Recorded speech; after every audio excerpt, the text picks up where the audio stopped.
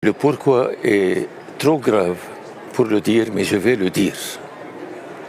Il s'agit pour Israël de survivre à un monde arabe qu'il faut à tout prix détruire. Il s'agit pour l'Occident de réparer son complexe de culpabilité par rapport à l'antisémitisme qu'il a cultivé pendant 1700 ans en Occident, pour que ce complexe de culpabilité se répare par tout ce qu'on peut offrir à Israël. Le meilleur de ce que souhaite Israël, c'est la destruction du monde arabe, et cela a été écrit, explicitement écrit, dans une revue israélienne qui s'appelle Kevonim, au mois de février 1982. Il faut lire le texte sous le titre « Stratégie d'Israël pour les années 80 », écrit par le stratège israélien Oded Yinon. Oui, absolument. C'est terrible. Absolument. L'Occident, excusez-moi le mot, est pourri.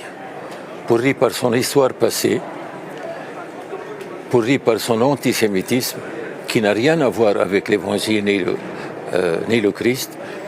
Et il est pourri aussi par sa passion de domination du monde. Cette passion qu'il a cultivée et pratiquée avec une sauvagerie féroce pendant 500 ans, il ne veut pas l'abandonner. Et rappelez-vous le mot de Régis Debray. L'occidental a ôté son casque colonial, mais sa tête reste coloniale. Si l'islam avait été aussi sanglant et sanguinaire que ce qu'on prétend qu'il est maintenant, aucun chrétien ni aucun juif n'aurait survécu à la conquête musulmane.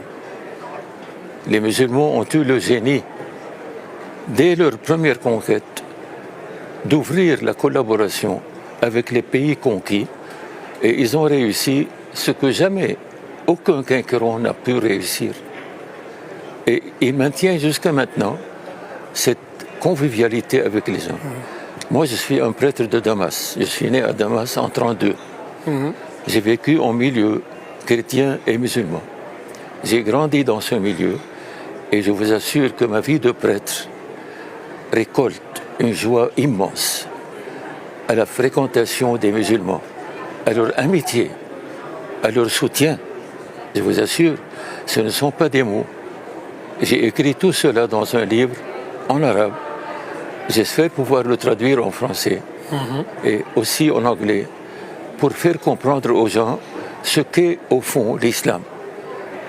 L'islam est une religion que les musulmans pratiquent avec beaucoup de respect, mais quand ils voient en face d'eux un homme qu'ils respectent, je dirais ils le dépassent en respect et en amour et en service. L'islam de l'Occident n'a rien à voir avec l'islam.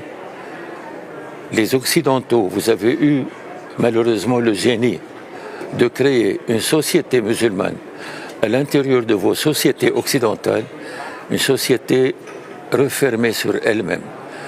Vous ne lui avez pas donné la possibilité de s'intégrer, de vivre avec vous comme partie prenante de vous. Vous les avez laissés faire les travaux que vos concitoyens répugnaient à faire, et avec le temps, ces sociétés musulmanes refermées sur elles-mêmes, alourdies par un complexe d'infériorité, restent comme une bombe à retardement.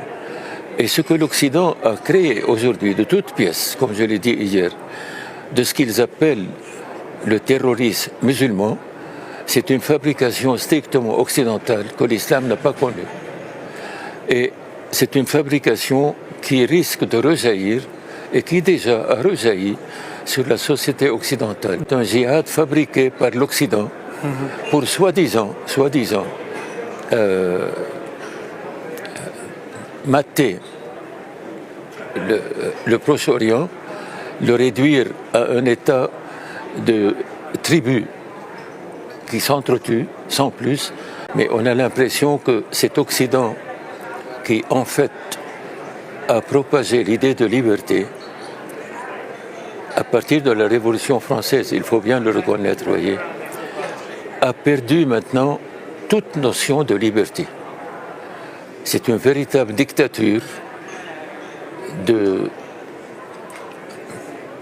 de slogans qu'il faut à tout prix accepter, ne pas discuter, sinon vous êtes écarté.